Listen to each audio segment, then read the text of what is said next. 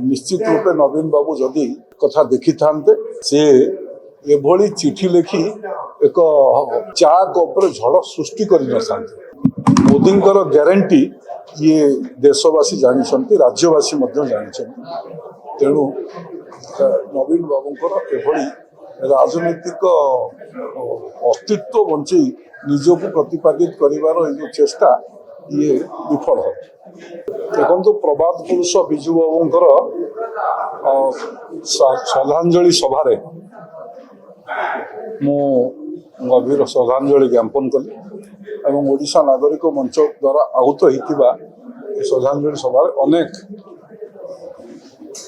विजु प्रेमी योगदान कर प्रकृत पक्षे विजु बाबूंकर जो अम्लान स्मृति को मन पकेबार ए सुजोग एवं ता माध्यम विजु बाबूंकर जो ओडिशा प्रति भल पाइबा थिला ओडिशार ओडिया लोकंकु समग्र विश्व रे निजर स्वतंत्रता प्रतिपादित करिवार जो अभिलाष थिला ताकु पूर्ण करिवा पई ये श्रद्धांजलि सभा अनेक वक्ता मत प्रकाश पाइला आज से दृष्टि गभीर श्रद्धांजलि ज्ञापन कर गोटे प्रसंग आज नवीन बाबू कहते जो डिलिमिटेशन प्रसंग में ओडिशार स्वाभिमान भी विपद में कारण ओडिशार स्वास्थ्य रक्षा करने क्षेत्र में भारतीय जनता पार्टी सरकार जमी पदक्षेप नवा कथा नि नवीन बाबू बोधे से पुराणा अभ्यास अच्छी निजे बोधे अध्ययन करना ये ऐतिहासिक महिला शक्ति बंधन बिल पारित होउची पार्लियामेंट रे स्पष्टतार सह यशस्वी प्रधानमंत्री ये कथा को रखिचंती कौन सी राज्य तार हक रु से बाद पड़ुना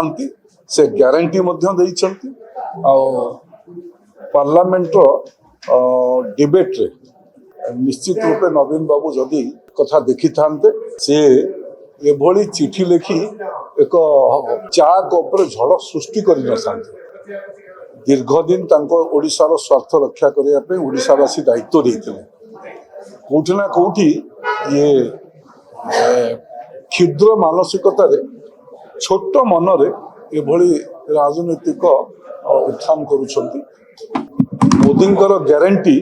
ये देशवासी जानते राज्यवासी जानते तेणु नवीन बाबूंकर एभली राजनीतिक अस्तित्व बंचे निजक प्रतिपादित करिवार जो चेष्टा ये विफल हो नवीन बाबू जो मैंने विजु ना अनेक मार्क्स किंवा मिछ कहूबा नेता बाहर जो मैंने विजु प्रेम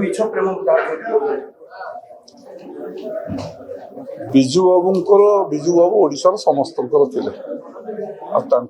नवीन बाबू कहीं निजर मालिकाना बोली भावुंट सी पुओ ही पारती किंतु विजु बाबू तांकर अनेक विजु प्रेमी सृष्टि करी अस्वीकार करेंगे ना विजु बाबू जड़े ओडिया भाव में ओडिशार जनसाधारण मन भीतर अच्छा।